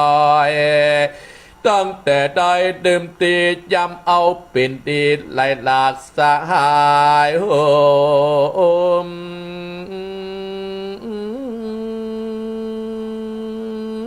หายไปตุยมายามอาจหน้าตาตำจาภายบทเดียวพอหน้ามาใจกำคนไก่ว่าใบหากได้แต่ตัวเอาย้อนมัวเมาดังต่อยจริงตามก้อยมองกีเพื่อเมื่อนกินมีมักตายเปิ้นตายมีกอบมาจักเขียมจักปะเทียบเน้นแล้วกอบบอกมีไม้ไล่ดวงตาไม้จานกาดลำบากหาดได้อยากติดลีก่อนเป็นเสียตีตุ่นเตาบัดนี้นาก็มาเต้าอับผ่านแอวกอดตันเลี้ยงสายย้อนเอาคนถวยตายมาเป็นเพื่อนจริงตุกในเถื่อนดงนาอัดหน้าตาตามกอยตุกจ่องห้อยไปลุนแหลดนาศรัทธาอันว่าพระพุทธเจ้าสอนคนหนุ่มเต้าหญิงใจจะได้ผ่านไปสู่คบหมู่คนปานจ้างปามันจ่องกองไปสู่ห้องต่างวายได้สิบหายทุกย้อนบอดเดือดอ่อนเครื่องกีดดังบาดีกะว่าอนันตาเยวาอันนันติปะลางปะเสโตดักนี้ยิ่งใจคนใดหนุ่มเต่าคบหาคนบาปเศร้าปะลาเอาคนบอดีมาเป็นคู่เอาคนผ่านมาเป็นหมู่สะอายจะมีแต่ความบายปดเมียงสิบหายเสียงจุอันมันจังป้าวันไปสู่ที่อยู่อาเวจีเป็นตั้งบอดีมนเจ้าป้ากันดื่มดำเหล้าสุรากลางขึ้นมาบอกเป็นไปเล่นกันปานานและนาอาจมีจุลายแหลบอกเว้นแวดตังจูเป็นนักเลงสู่นาดีงานดีขี้การมักสัตตันกวกการกวกงานแหลดนาสุราบันน้ำเหล้าบอกว่าหนุ่มเต้ายิงใจจักกินลายน้อยมากตดกอบมีอาจลายเสียเงินการบาปตายเจ็บป่วยกายมันจ้างมีมาสติปัญญาตามกอยมักเป็นโกนนาถอยเถียงการบ่หูขึ้นข้ามเจ้าปืนตั้งตันเต้าว่าบายบ่หูละอายเผือดนาได้ตามจาละอายกำนินตาหลายแหลเกิดมีแก่ตัวตนจักปะมัวมืดซอยทุกจอกห้อยตัวมานั้นแหลตาเต็มประกาศนึ่งมิตรวนาเป็นพาเป็นคนพานจ้างปามันไปป้าไปสู่เอวเล่นจูขาดสายเป็นต่างวัยไหลหลากมิดนานาต่างๆเอาคนปานมาเป็ดมิดดังงูปิดอยู่ใกล้จ้างหอนไม้ไปโลนนะ บ่หูกุลและโทษใจแหมโหดปาลามักจากปาบอกเวนที่ม่วนเล่นไปสู่บ่อ่อนอูคืนวันกันพระนันนั้นโจดมันเป็นโทษเหลือหลายข้าวของวามวายมวยมางบ่อาจค้างอันใดก้มปุลันไก่แต่ก่อนจิ้นปูมอนสอนคนว่าคนเอาหมู่จนตัวลายลักษาไปดอกไว้หนาดาไฟเตบนาบไม่บานจักบอดเดือการเป็นดินกันพระนานกินจุเสียงโมดเสียงบอดเรือลอเหตุนานาต้านตั้งหลายเฮ้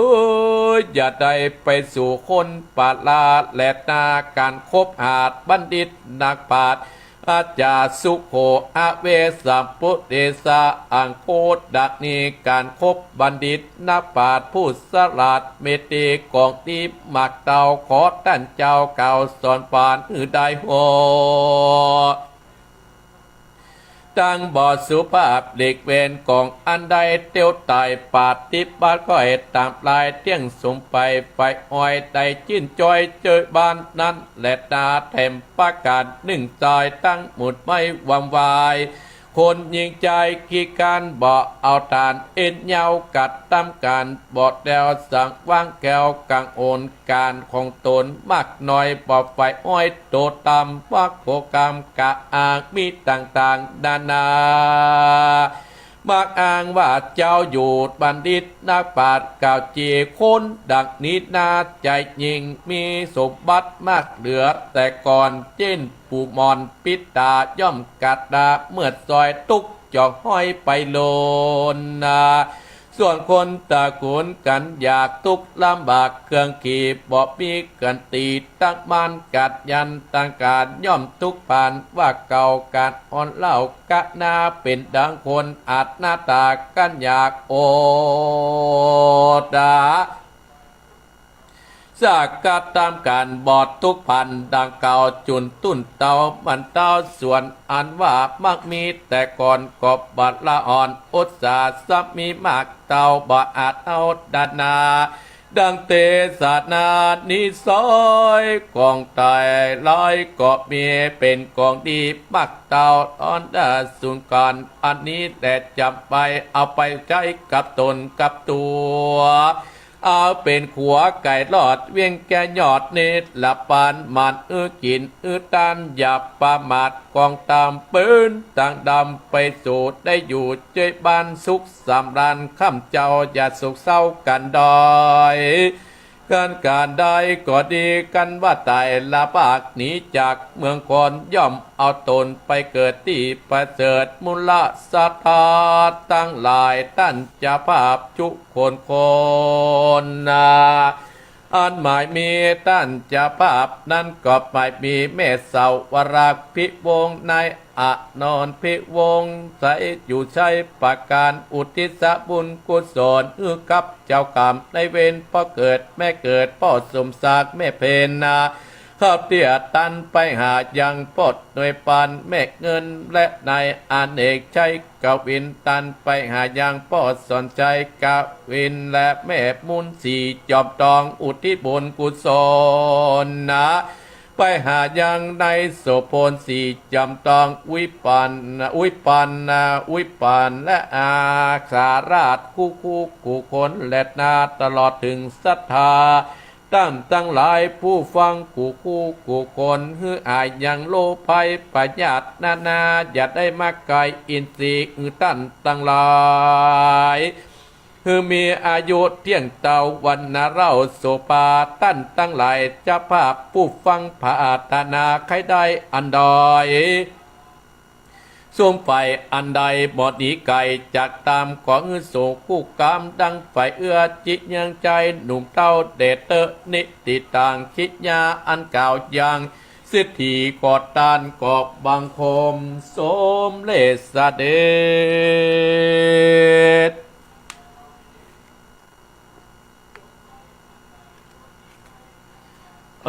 ขอบคุณศรัทธาญาติโยมท่านผู้ฟังทั้งหลายเนอะอยู่กับศรัทธาได้ชั่วโมงกับ15 นาทีละศรัทธาญาติโยมแต่อาตมาภาพก็ตื่นตี 3ละ ก็คอกะแหบแห้งไปตามสังขารเนาะศรัทธาญาติโยมเนาะอีพ่ออีแม่พี่น้องคณะศรัทธาก็อนุโมทนากับโยมรัชนีคำป้อและก็เป็นภาษาอังกฤษก็อ่านมาได้ก็ขอบคุณเด้อที่เข้ามาพอเข้ามาทางเฟซต่างหลายก็จะเป็นบุญเป็นกุศลกับศรัทธาญาติโยมอีพ่ออีแม่กันคู่คนและขอบคุณศรัทธา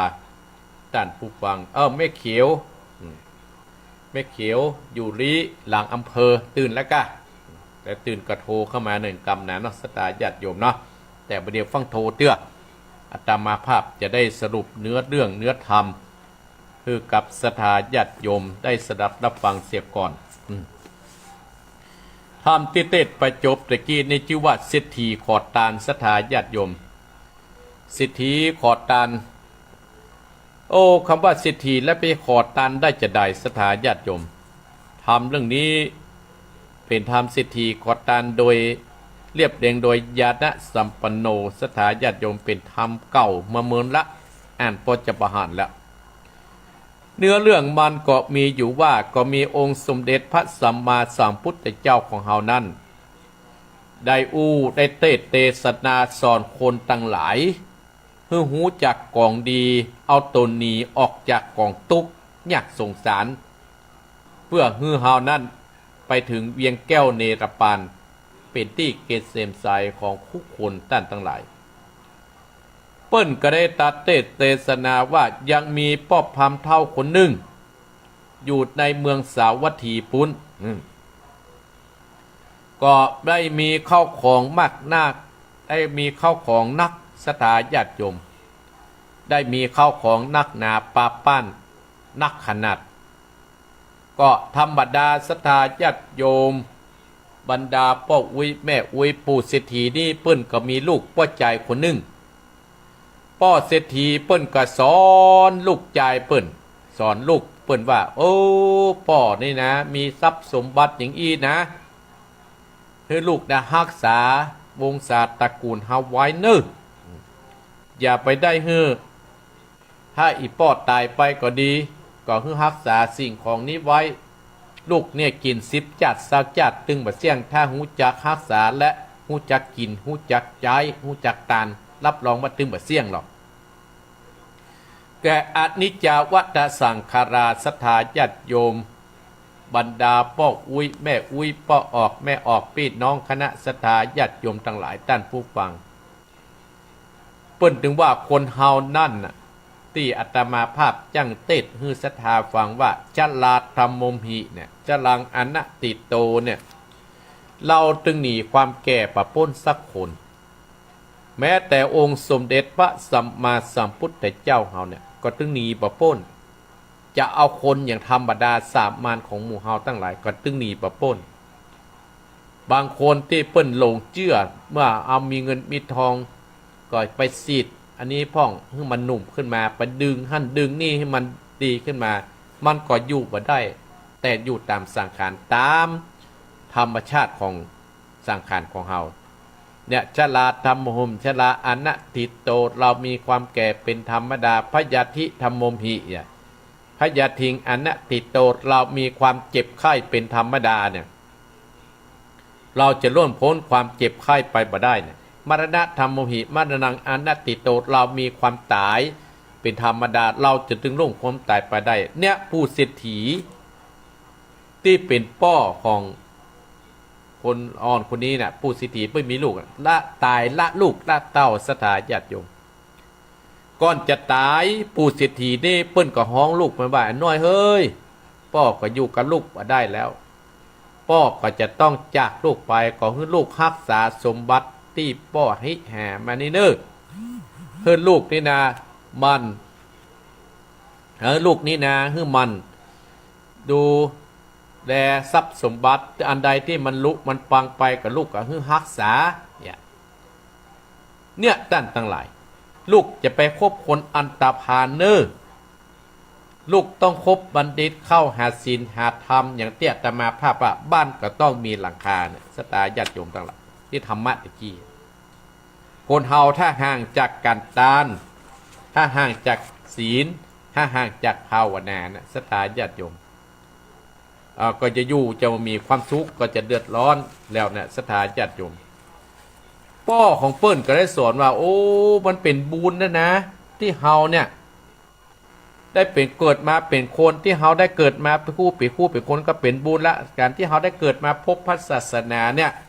เฮาก็จะเป็นบุญเฮาละการที่เกิดที่ตัวเนี่ยต้องหามิตรกัลยาณที่ดีเนอสอนลูกเปิ้นต้องมีความสุจริตเป็นนิสัยเนิดต้องมีใจปราศจากการลิษยาคนเนื้อและจ้องเอื้อเพื่อแผ่โอ้สอนกูอย่างกูปอกูอันสถาญาติโยมสอนลูกสอนเต้าแล้วเปิ้นก็เสี่ยงชีวิตไปเหมือนกับพ่อเฮาเหมือนกับแม่เฮาที่ไปตายเปิ้นก็เปิ้นก็สอนเฮาไว้สถาญาติโยมเปิ้นก็สอนให้เฮานั่นน่ะศรัทธาญาติโยมทั้งหลายหลังจากพ่อเศรษฐีตายไปลูกบ่าวของเปิ้นก็ได้ทรงสาขานตานคาบเพื่อกับพ่อของเปิ้นอย่างสมบูรณ์แบบลูกที่มีความกตัญญูกตวิธีทั้งหลายอยู่มาเนินมานานอีพ่ออีแม่ศรัทธาญาติโยมลูกปุสิธีเนี่ยได้คืนแทนเป็นเศรษฐีละเงินทองกันนักหนาป้าปั้นเมื่อมั่งมีเปิ้นก็นับว่าญาตินะครับศรัทธาญาติโยมนะเมื่อมันมามีแล้วเปิ้นก็หานลังแบบเข้ามาใกล้ละก็เมินมานานก็มีป้อใจ2 คนตัดก็เข้ามาตีสนิทมาขอเป็นเพื่อนกับลูกของพ่อเศรษฐีที่ได้ขึ้นแทนเป็นเศรษฐีอยู่มาวันหนึ่ง2 คนเนี่ยกับปลาลูกเศรษฐีเนี่ยไปเอี่ยวมาค่ำเมื่อคืนแกนี่นะไปเอี่ยวละหัน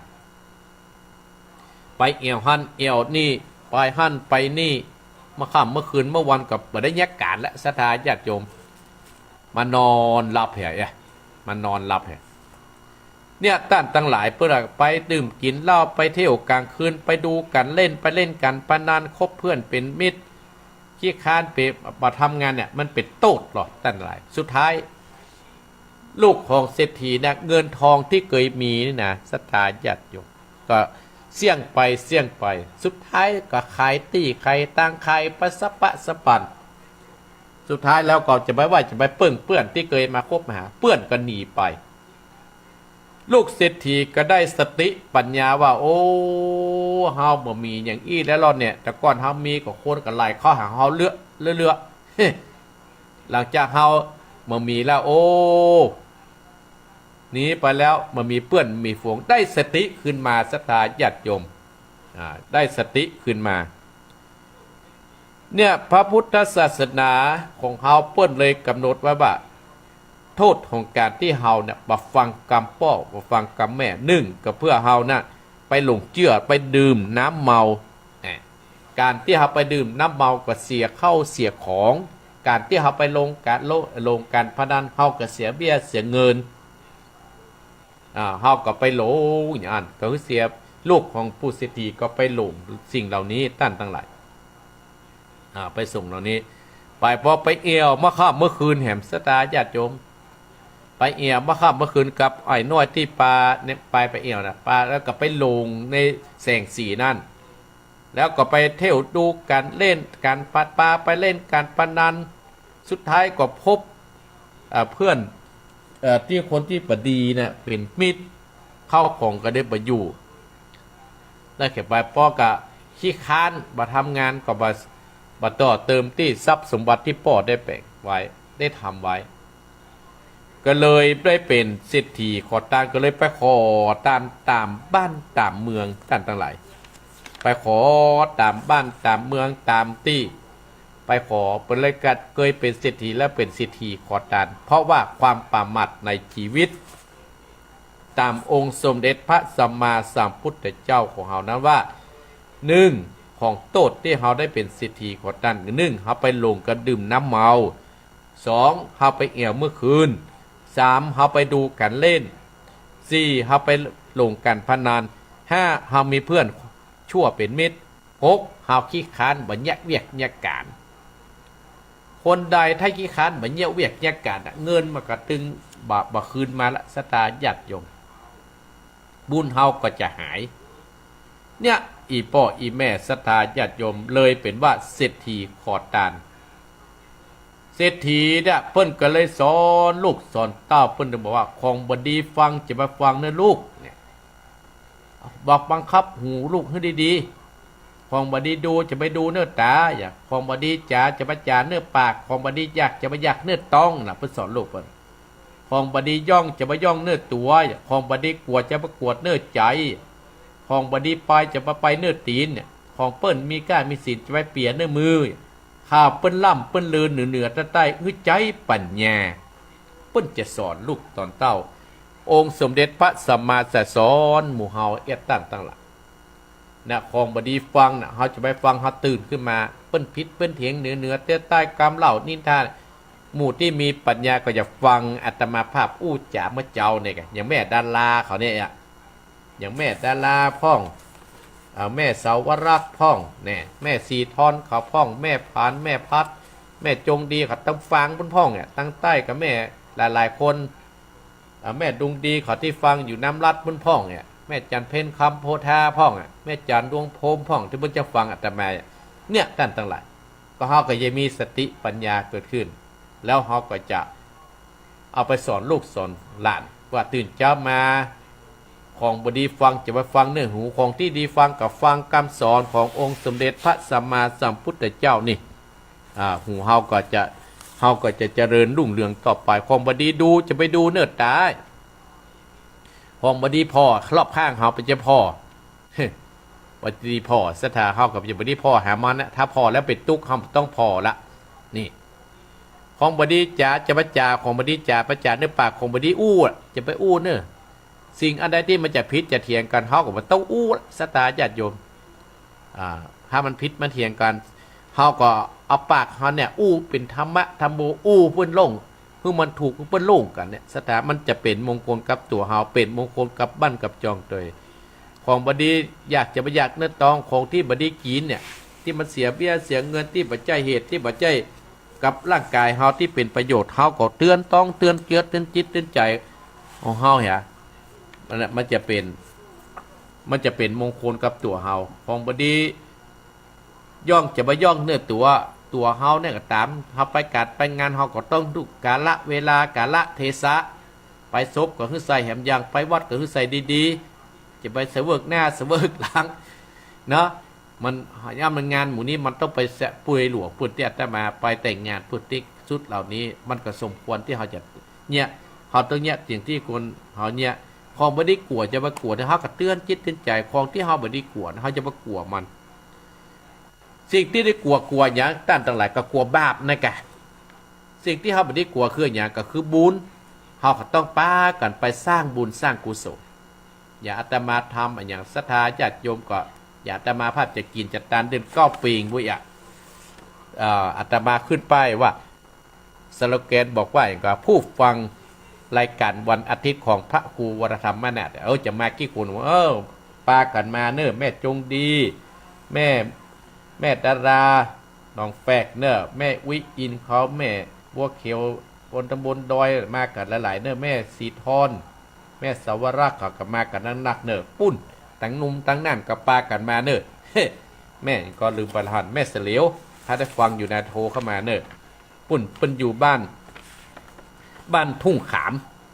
ตำบลไซฉฐานอำเภอเมืองจังหวัดน่านนะได้ยินข่าวว่าจะมาหรอแต่หัวเนอะก็มาร่วมกันเนาะก็มามีก็มากินข้าวมาหู้จักกันมันจะผิดหรอสถานญาติโยมเนาะเพราะว่าเพราะฉะนั้นว่าของบทสิ่งเหล่านี้นะครับว่าบดีกลัวกับเนื้อใจนะก็คือสิ่งที่เป็นบุญเป็นกุศลสิ่งที่มันเป็นบาปเป็นกุศลเฮาก็เตือนจิตเตือนใจเฮาตีนเฮาก็ปากไปเตียวไปสิ่งที่เป็นมงคลมือเฮาเนี่ยของเปิ้นไม่กล้าสิจะไปกำถ้ากำแล้วเดือดร้อนนะศรัทธาญาติโยมของเปิ้นเล่าเปิ้นลือเนี่ยศรัทธาญาติโยมทั้งหลายเปิ้นเล่าเปิ้นลือเนี่ยอีพ่ออีแม่เนี่ยท่านผู้ฟังจะได้ยินนะโอ้มันดึงหานหรอกเอาต่างเฟซต่างหลายที่เปิ้นออกดีๆนะเขาบอกออกหรอกเขาเอาสิ่งที่บ่ดีเปิ้นเล่าพันเล่านี่เฮาต้องใช้ปัญญาอาตมาภาพไปดูข่าวเรื่องหนึ่งไปข่าวปลอมไหมฮะเนี่ยไปดูข่าวปลอมเพราะฉะนั้นเราจะต้องใช้ปัญญาเพราะว่าสิ่งที่เปิ้นอู้จาเปิ้นเล่ามานั้นน่ะมันจะเป็นอย่างไร อันนี้แหละศรัทธาญาติโยมท่านผู้ฟังของอาตมาภาพที่ฟังรายการมรดกธรรมกำเมืองในตอนเจ้านี้เนอะอานิสงส์แห่งการที่เราจะไปบูชาที่ควรบูชาตั้งแต่หลายหนึ่งสามารถความเห็นให้ถูกอานิสงส์แห่งการบูชาบุคคลที่ควรบูชาก็บูชาพ่อบูชาแม่บูชาครูบาอาจารย์ว่าหนึ่งนะเราสามารถความเห็นทุกเกิดขึ้นได้สองป้องกันความเห็นผิดที่เกิดขึ้นสามได้แบบอย่างการประเพณีที่ดีงามสี่มีจิตใจเลื่อมใสในสิ่งที่ดีงามและทำจิตใจให้มั่นคงห้ามีความสำรวมระวังมากขึ้นหกเชิดชูคุณงามความดีสัตตบุรุษให้สูงส่งขึ้นไปอันเนี้ยหมู่เฮาตั้งทั้งหลายฉะนั้นพระพุทธเจ้าจัดว่าการบูชาบุคคลที่ควรบูชาเป็นมงคลสูงสุดของชีวิตของเฮาอย่างที่อาตมาภาพได้อู้ได้จ่ามาเนี่ยศรัทธาญาติโยมเนาะเอาละอยู่กับศรัทธา1 ชั่วโมงกับ30 นาที1 ชั่วโมง30 นาทีวันนี้ก็จะเอาเวลาให้กับปุ่นท่านอาจารย์วรรณชัยให้ปุ่นอู้นักๆจะออกก่อนสัก10 นาทีเนอะท่านอาจารย์วรรณชัยภายจะอู้จะจ๋ารอบ2เนอะรอบ2 0828857225ตี5เกิงแล้วเนอะไม่เขียวโทรมาเลย0828857225ไม่เขียวดีแต่ว่าโทรหาแต่มาจัดรายการก็พระครูนะจัดกะแล้วอู้กับท่านอาจารย์ท่านพระครูพิวัตรก่อนเนี่ยนะก็สิทธิ์ที่ได้แล้วเนี่ยศรัทธาญาติโยมไม่ได้มาเพราะว่าที่วัดมีการวันนี้ก็มีการหนึ่งศรัทธาที่วัดนี้จะบวชตุเจ้าแห่งโตหนึ่งเพื่อสืบทอดพระพุทธศาสนาแล้วก็เดินก้าวเปงนั่นก็จะมีการทำบุญที่อาตมาภาพไปฮับประตูและก็ทำบุญตานพระเจ้าที่หัตถีทองเนอศรัทธาไปถึงก้าวเปงบุญอนุโมทนาสาธุสายแรกที่ตอนเจ้าเจริญพรพี่น้องแน่นนั่นประเสริฐโอ้เริ่มฮ้อนแล้วเนอะปอเนอะนี่เดินหนาวอยู่ครับอาจารย์พระครูครับบ้านต้งขามฮุตตี้ก่อนปอครับ บ้านต้งขามตำบลไซสถานอำเภอเมืองฮุดเคยไปว่ะ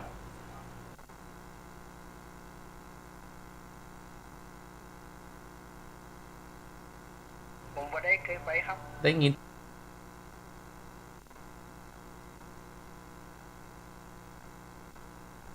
กำลังใจพระครูนะครับขอบคุณเนอะยินดีเนาะคนน้อยทำเขาเข้าใจมันอกหวั่นใจที่เขานอกบุญรักษาเนอะจะเลินปอนเอาสายต่อไป0828857225จะเลินปอนไม่จ่าเจ้าทางพระครูไม่จ่ารักเจ้าโอ้นึกว่าไปเก็บผักแล้วไม่ได้ฟังไอ้แก่นะแล้วอันในตรวจน้ำเนอะไม่สาวรักเนอะบุญรักษาจะเลินปอนแม่สาวรักชัยประการจะภาพธรรมจะเลินปอนไม่สาเจ้าท่านครูเจ้าแม่ยังแม่นิดกันเนี่ยแม่นิดบ้านปงหนองเนี่ยพ่อเจ้าแม่นิดยินดีแม่นิดเนอะปงหนองฟังอยู่เนอะโอ้ยินดีที่แม่นิดฟังก็มีกำลังใจละเสียงได้ยินเสียงก็มีกำลังใจแล้วแม่เนาะเป็นกำลังใจตัวเจ้าขอบคุณนะแม่เนอะจะเลินปอนสายต่อไปไปจ้าพระครูเจ้าแม่ฟังอยู่เด้อแม่เรือนลำปางเจ้าจะกินดีเด้อยินดีนะแม่เนอะเจ้าแม่กำลังใจเด้อจะเลินปอนสายต่อไปเจริญปอนลำปางมาแล้วขอบคุณเนอที่เป็นเจ้าภาพเนอพ่อเนอพ่อบุญธรรมครับบุญรักษาเนอพ่อเนอเจริญปอนพ่อบุญธรรมอุบาสกเจริญปอนแม่จ่าจ้าท่านพระครูแม่เพนว่าจะได้แม่เพนนะชัดเจนดีเด้อชัดเจนนี่เนาะเตรียมเนอเอาสายต่อไปมาแล้วเจริญปอนเจริญปอนอยู่ไหนโยมแม่อยู่อำเภอฝางแม่นพจ่ายแม่ย่างแม่เจริญพรแม่ฝางดับไปแทนไม่อ่ะ โทรมาใหม่เนี่ย0828857225อันที่อยู่ฝั่งตะกี้อ่ะแม่อยู่ฮูนกี้น่ะบ่ได้ปิดนะมาใหม่นะแม่เด้อ0828857225เอาโทรมาใหม่เด้อเอาโทรมาใหม่อนุโมทนากับโยมโยมเมืองน่านไผโทรมากระโทรมาเนอเอาเพื่อโอกาสเขาจะได้ไปเยี่ยมเยียนนะแม่เสลียวแม่เสลียว ตื่นแล้วก้าแม่เสลียวหรือว่าปาตังได้ไปกาดกะบ้านตุ้งขามตำบลทรายฉฐานอำเภอเมืองโทรเข้ามาเนอนิตินามัวเจริญปอนกับแม่สาเจ้าแม่ยังแม่บัวเขียวเจ้าแม่บัวเขียวมาเลยฮะเด็กกี้ได้ยินเนาะ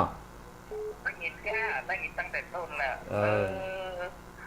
เจ้าฟังท่านอยู่ฟังตั้งต้นแรกละยำดีนะแม่เนอตี5เนาะแม่ฟังเนาะเจ้ายินดีนะแม่เนอกับไว้สาท่านเนอท่านน้องใจแท้เจ้าเจริญปอนสายต่อไปแม่บัวเขียวมาแล้วเจริญปอน แม่เจริญปอนได้ยินแล้วนะแม่ยังได้ยินแล้วเหรอฮะแม่ดวงดีจ้ะแม่ดวงดีฟังกะแม่ดวงดีน้ำลาดแม่ดวงดีน้ำลาดว่าจะได้แม่ดวงดีอันนี้แม่เล่นไลน์กับซูเดอร์ได้ไม่เล่นไลน์นะก็เอาเบอร์อาตมาใส่ให้กันเนอจ้าใส่แล้วจ้ะจะเท่าไหร่แล้วก็ได้ลงพอเนอได้เปิดพอเนอจ้าใส่แล้วมันมาหันแน่ท่านจ้ะก็ได้ลองพอเนอได้ลองยินดีนะแม่เนอจ้าบุญรักษาเจริญพรแม่ดวงดีเขาก็เล่นไปจ้างกันต้องละอ่อนพอเนาะเจริญพรแม่ยังแม่ศรีวิไลอยู่ที่ไหนอยู่ที่ไหนแม่บ้านที่3 เจ้าที่3แม่อยู่บ้านยังแม่อยู่ปลานโดยสเก็ตเจ้าปันลานพี่น้องโดยสเก็ตยังฟังอันโมทนาสาธุแม่เนอเจ้าทนาสาธุโนเมตินั่นดีที่พิโสเนาะปลาสั่งปัดนะแม่ฟังแล้วเป็นจะได้ได้เนื้อหานะแม่ได้ของเนี่ยนั่นแม่ได้หมดอะแต่ปลานี้30 ปัดนะแม่ลืมไปกดแม่ได้ก็เดียวกันแต่แม่ว่ากุฏิแม่ดีได้เนาะเจ้าบทสุดท้ายแม่ได้ยินป่ะแม่ไม่ได้ยินก็ที่ปากเบิกเหมือนได้ยินเนาะม่วนกันเนาะฟังและเปลี่ยนคติก็ม่วนดีเนาะเป็นกำลังใจเนาะที่ทำก็ดีเจ้าบุญรักษาแม่เนเจริญปอนแม่ศรีวิไลปัดลานเดอเสียงเจริญปอน77อยู่ไหนดับไปฮะแม่ดวงดีกันกำโทรมาที่เบอร์มือถือแต่กันเนี่ยก็ได้บอกแม่ดิเจริญปอนยังไม่ดังเจริญปอนได้ยินแล้วนะรับสายเจริญปอนแม่ได้ยินก็แม่หยังเนี่ยแม่เสียนผมบ้านเสียนผมได้ไปฝากท่านพระครูไปเนดีก็ได้ไปบอกบุญเฟินอยู่ขอบคุณเนอเจริญปอนว่าพายได้ยินแล้วได้ยินฟังอาตมาให้กับห้ามฟังวิทยุกับมันไม่ได้ยินกับมันย้อนเจริญปอนได้ยินแล้วอยู่ไหนก่อม่วงที่ไหนไหมลำปางกะพี่น้องลำปางชัดเจนดีกว่าแม่บุญรักษาเนอะแม่เนอะบุญรักษาเจริญปอนฟังตั้งโทรศัพท์กับแม่เจริญปอนพี่กาแม่ยังแม่อำพานเจ้าจากเมืองป่าเลยเจ้าอีกชัดเจนแม่ไม่อำพานฝางกำลังใจท่านอาจารย์เลิกความทุกข์ที่เลยเจ้ายินดีแล้วแม่อยู่บ้านอย่างน่ะฝางเลยแม่บ้านแม่เมาขี้เหล็กกับเจ้าบ้านเดียวกับถึงแม่ปานีนะแม่เมาขี้เหล็ก ยินดีนะแม่เนอเจริญโอ้พี่น้องเจริญพรพี่น้องฝังกับละเจริญพรไม่อัมพออัมพันฝังเจริญพรเจ้าอยู่น้อยสีโพธารามเจ้าสีโพธารามสารพีเจ้าสีโพธารามสารพีเนาะเจ้าแม่ฟังตลอดเลยเหรอแม่ฟังตลอดฟังแล้วเป็นจะได้อีแม่มันเข้าใจดีเจ้าฮะเข้าใจดีเจ้าเข้าใจดีก็ฟังทุกวันติดนะแม่เนอเจ้ายินดีนะแม่เนอเจ้าโอ้อากาศเริ่มร้อนแล้วเจริญพรโอ้ศรัทธาญาติโยมอาตมาภาพตั้งอู้นี่นะก็ร้อนเลยศรัทธาญาติโยมนะก็ขอบคุณศรัทธาญาติโยมพ้นนานประเสริฐจังหวัดน่านแม่เสารักชัยประกันแม่นิดปุ่งหนองแม่เรือนลำปางป้อบุญธรรมปุ่งหนองเวียงปะเป้าแม่เพนขาวเตี้ยและฝางตะกี้หลุดไปแม่บุเขียวลีแม่ดวงดีดำรัดแม่ศิวิไลปัดดันโดยสเก็ตแม่บ้านแสนพรม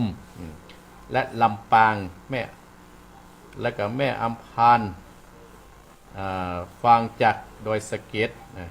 แม่สีโพธารามสารปีเนอที่โทรมาตะกี้เนาะอาตมาภาพก็อนุโมทนาสาธุโดยสถานญาติโยมที่ติดตามรับฟังอาตมาภาพประเด็นนี้ตี 5:40 นาทีและสถานญาติโยมลุกได้แล้วเจ๊ลายหางดงอัมพรบุญมาแปะผ่านมาแค่ความจำอนุโมทนาสาธุเนอบุญรักษาที่เข้ามาพออาตมาภาพเนอบุญใดกุศลใดก็ขอให้มันคุ้มครองรักษาศรัทธาญาติโยมฟังอยู่ประเด็นโทรหาท่านอยู่เต้นดอกไม้หลักแม่อัมพรนะบุญมาปะฟังอยู่นะแม่เนาะก็โทรเข้า เพื่อกำลังใจกันนะศรัทธาญาติโยมติดนึ่งกับมาเตื้องศรัทธาญาติโยมวันนี้เปิดโอกาสให้ศรัทธาญาติโยมอีพ่ออีแม่ได้รับฟังกันศรัทธาญาติโยมพี่น้องอีพ่ออีแม่ศรัทธาญาติโยมเน้อท่านเจ้าภาพเด้อท่านเจ้าภาพที่เป็นเจ้าภาพในตอนเจ้านี่ก็เตรียมน้ำหยาดเน้อแม่สาวรักเตรียมหรือยัง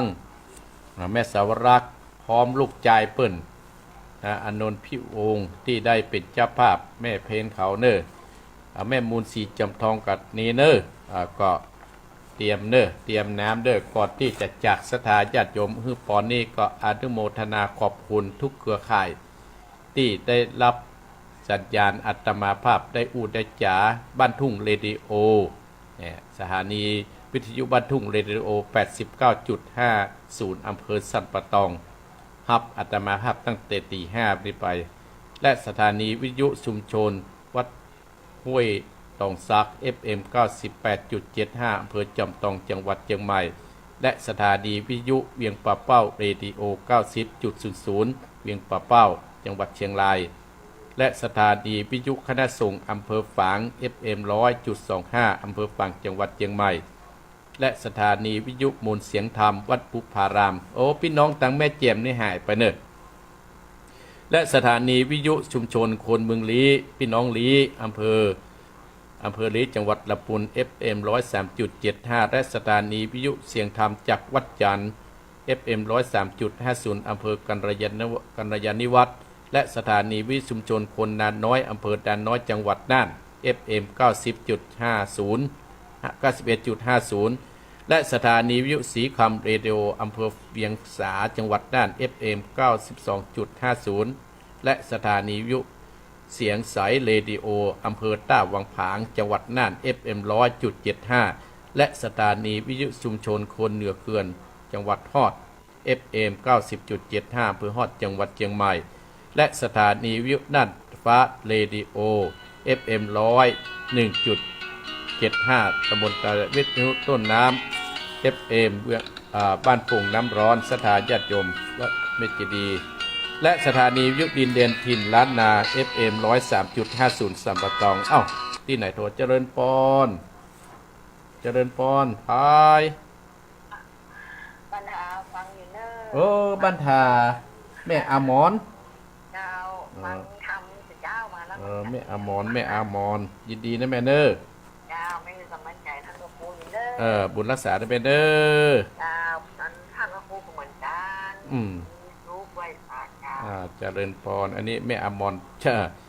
สถานีวิทยุล้านนาเรดิโออำเภอสบปราบจังหวัดลำปาง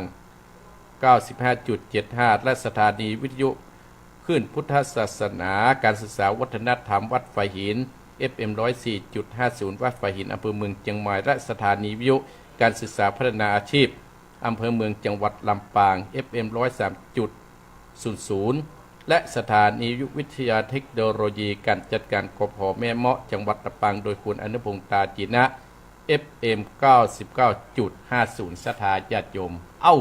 ขอบคุณสถาญาติโยมเนอะ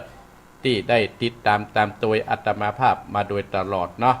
ไผบ่โทรอัตมาภาพก็จะได้ล่ำจะได้ลาสถาญาติโยมหน่อยเนอะเพราะว่าวันนี้ตี